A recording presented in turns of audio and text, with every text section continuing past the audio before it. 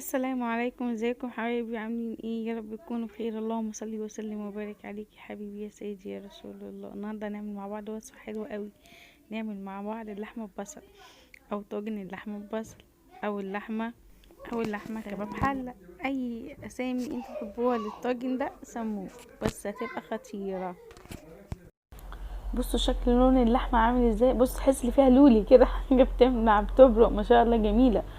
هوريكم النهارده هنعملها ازاي، واللون ده هيطلع كمان ازاي، ولا الصوص طعمه يبقى حلو قوي كده ازاي، وطاجن البطاطس دوت احنا كمان هنعمله ازاي بطريقه المطاعم وطريقه كمان حبايبنا في الفلاحين، يعني حاجه كده عسل. عايزاكم النهارده تحطموا زرار اللايك لان جايه لكم بوصفه جباره.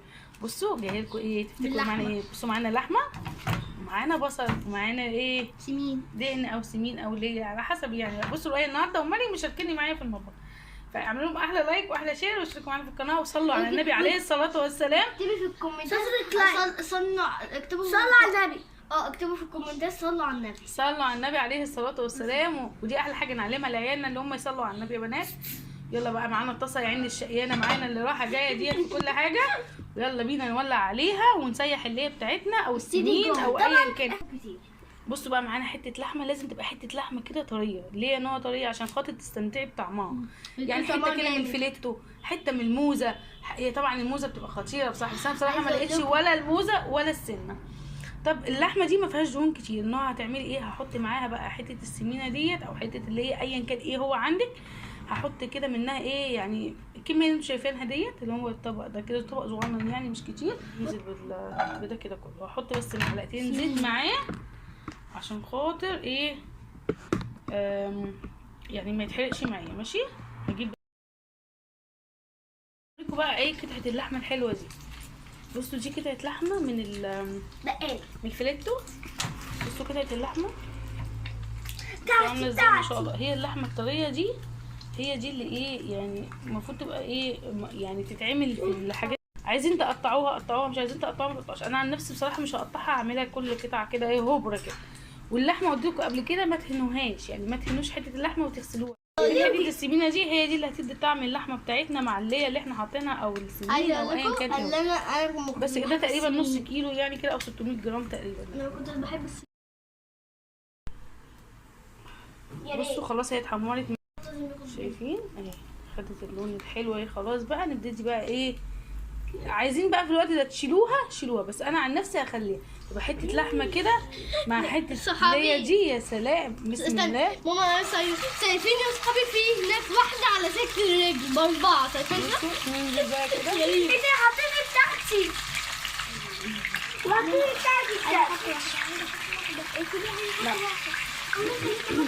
لا بس عشان دي حاجه سخنه جدا. بصوا انا هنا مسخنه ميه عشان خاطر ايه لما تاخد الصدمه هنزل عليها بالميه، مش هقلبها خالص. بصوا معانا فلفل اسود هنا، ده لسه انا طحناه. هنزل بس هنا كده بشويه اهو، واخلي رؤية تحط شويه ومريم تحط شويه. بس انا هنزل كده بشويه زي ما انتم شايفين كده على اللحمه. استنى اوريكم. انا هوريكم دلوقتي وانا بحط. يا لهوي على الريحه. بصوا رؤية تحط شويه. بصوا انا في طريقه بصوا في طريقه اتعلمتها. كان في شيف كده اهو قبل كده بتفرج عليه بيعمل كده اهو، فقلت بس عليه ده برضه نحطه كده. ودي مريم كمان هتحط شويه اهو عشان خاطر ما يزعلوش. مريم ورؤية بيحطوا الايه الفلفل. والله يا عيالي بيساعدوكي عشان يكونوا مبسوطين. بس كده مش عايزين نقسى عليها قوي في اللون. بصوا ما شاء الله شايفين اللون. لا يا حبيبتي مستويت، بس عايزه اقول لكم ريحه جباره والله جباره. ايه ده انا عايزه اكلها دلوقتي اصلا. شايفين اللون ده؟ هو ده الطعم. على فكره يا جماعه اوعوا تشيلوا السمين عشان كده هو هيديكوا الطعم اصلا. ماما هتحطي ملح. اوعوا تحطوا ملح دلوقتي يا جماعه عشان الملح دلوقتي مش هيخليها ايه تستوي كويس. بص انا عايزه اخد شويه من ده هشيله لصينيه البطاطس اللي انا هعملها. انا هاخد شويه من الزيت ده مع الليه دي او السمين بتاعي وهشيله عشان صينيه البطاطس. لا مش عايزه تعملي كده اهو. الناحيه التانيه برضو احنا قلبناها اهو. نحط شويه فلفل اسود بس كده، وهنسيبها بس ايه تتشوح كده دقيقتين، وبعد كده اهو نقوم ايه حاطين. بصوا خلاص بقى خدنا منه شويه كده خلاص اهو. بصوا كلناهم اهو، شايفين هما دول بقى الفلفل الاسود كيلو. مش عايزه اقول لكم الميه لسه عامله. الميه خلاص هي سخنت معايا، هنزل بقى بيها على اللحمه بتاعتي. الا يا احمد في اي حته كده. ها عايزه اقول لكم السمين ده هيدوب بعد كده، هيدوب ذوبان كده. بس بقى هي كده خدت التشويحه الحلوه واتظبطت، خدت اللون الجميل اللي انا عايزاه. اللون ده اللي هيديني شكل الطاجن في الاخر. هبدا انزل بقى عليها بالميه الايه السخنه اللي انا مسخناها. طبعا لو كنت فتحت الكاميرا الصوت على كل صوت البنات كنا هتشوفوا بهدله.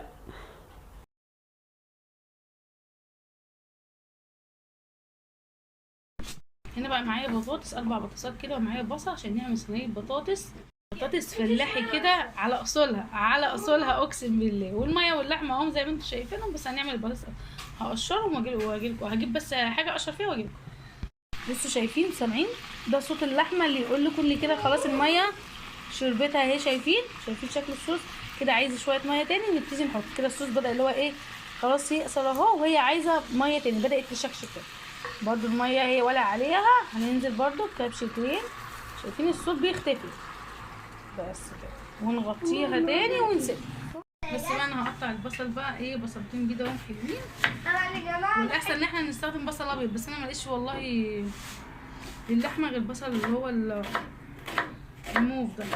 هاتوا احمر موف اي حاجه. بصوا بقى هنقطعها عادي بس كبيره شويه مش صغيره. شايفين كده الحجم ده؟ شايفين كده؟ شايفين على كبير كده شويه. نزلت بقى بالبصل بتاعي على معلقتين السمين اللي انا كنت واخداهم من اللحمه زي ما انتم شايفين. وهجيب بقى رش السكر وارشها طبعا عليه عشان يديني الطعم الحلو واللون كمان الحلو. وكمان البطاطس دي ما بتحلوش غير بفلفلتين كده حلوين، حار وبارد بيبقى طعمها حلو. هنا كنت بقولكم سبحان الله بصوا الفلفلايه الصغنطوطه الحلوه دي، مش عايزه اقول لكم كانت اموره قوي فحطيتها هي كمان. عايزه اقول لكم البنات كانوا مبهدلين الدنيا. طبعا انتوا عارفين الفراغ بتاع الصغيرين دول بعدين شهرين 3 كده في نص السنه، ما تعرفوش ليه يعني بقى عندهم فراغ فظيع. طبعا بصوا على اللحمه. هنا كانت اللحمه برضو شربت الميه، وكل ما بتشرب الميه هبدا ان انا انزل لها بقى تاني ميه تاني عشان تبتدي تستوي كده على نار هاديه. هقطع بقى البطاطس معاكم. شايفين انا البطاطس دي انا اكلتها في المحل كبيره كده. طب ليه انا قطعتيها كبيره كده؟ عشان تستحمل معايا السوا، تبقى زي ما هي. المكعب اللي انا هحطه هيكون زي ما هو، مش هيتهري ولا اي حاجه. هتشوفوها في الاخر جميله، لان انا كمان هحطها في طاجن وهحطها فوق. خلاص عماله اقلب فيه. بصوا بقى هنا معانا فلفل اسود مطحون مع الكمون، ودقاهم حالا دقاهم حالا. مرق الدجاج، شويه ملح، شويه قرفه. اوعوا تنسوا القرفه، القرفه دي اهم حاجه في الموضوع هي والكمون. بصوا بقى ننزل بيهم بقى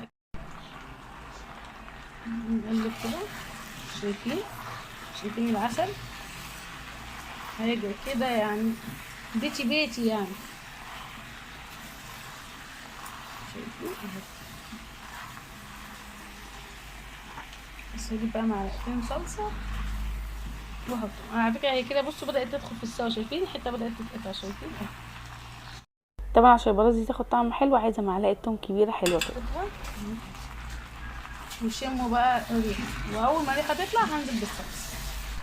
الله على الريحه يا ولاد. هو ده الريحه. بصوا اللمعه اللي في البطاطس. بصوا اللمعه. معلقه صلصه كده كبيره انزل كده، وهقلب برضه كل حاجه ونقلب فيها. بعد ما حطينا الصلصه معايا بقى يعني حوالي نص كيلو طماطم كده ضربهم في الخلاط، وببقى ضاربه كمان معاهم فلفل الرومي الاحمر عشان يديني لون الصلصه قوي كده وحلو. وبحطهم في التلاجة. ما بعوز حاجه كيس بطلعه افك منه وابقى اقوم بقى مستخدماه عادي. بس بقى هسيب البطاطس تكمل سواها بعد ما حطيت لها الصلصه، واغطي عليها واسيبها تستوي. مش هتاخد 10 دقايق. هنا بقى معايا معلقتين سمنه ومعلقتين زبده ومعلقتين زيت. حطيتهم كده في الحله، وحطيت معاهم كوبايه شعريه ووصلتها اللون اللي انا بحبه اللي هو اللون دوت.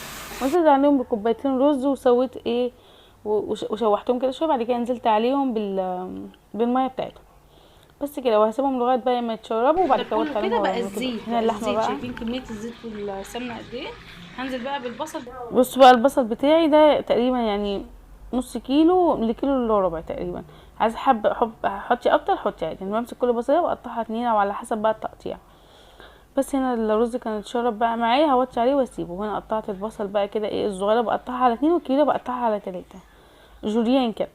وهبدا انزل بقى بيهم كده، وابتدي اللي انا ايه بقى ايه اقلب وشم وبقى روايح. مش عايزه اقول لكم حاجه كده، وهم البصل ده كان مجننا اقسم بالله. كان طعمه تحفه تحفه تحفه. يعني كل ما كتري بصل كل ما الاكل هتحلو اصلا والله. هتسيبي اللحمه وتاكليه هو. هي معانا ما تتشوح اهي، شايفين العسل ومعايا بقى فلفل الوان وحار مش عايزه اقول لك. هولع لكم، هقطعهم وهنزل بيهم على اللحمه بتاعتي. ماشي بصوا بقى كده هنقلب. بصوا اللحمه بقى بالطاجن بقى، مش عايزه اقول لكم. بس هي كده خلاص كفايه عليها. هديها بس شويه ميه مع التوابل وخلاص. يلا بقى نحط التوابل. بصوا معانا بقى ايه شويه ملح كده. بصوا هنا معايا ايه قرفه، 7 بهارات، فلفل على كمون مطحونين ضربهم على ايديا في الهون، مرقه دجاج وشويه سكر. اوعي تنسي شويه السكر دول. ماشي اهو. عندك صويا صوص حطي، ما عندكيش خلاص. تعالوا بقى كوبايه بس كده اهو. بصوا بقى معايا نص كوبايه ميه سخنه او دافيه كده. هنزل بس فيها عشان تعمل لي صوص بس كده.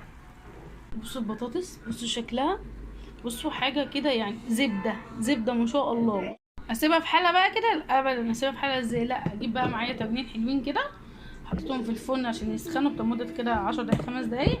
وهاخد بقى البطاطس دي احطها في الطاس. شايفين عشان ايه اعرف انزل بيها الكبشه كده هتكسر لي البطاطس. بصوا كده اهو.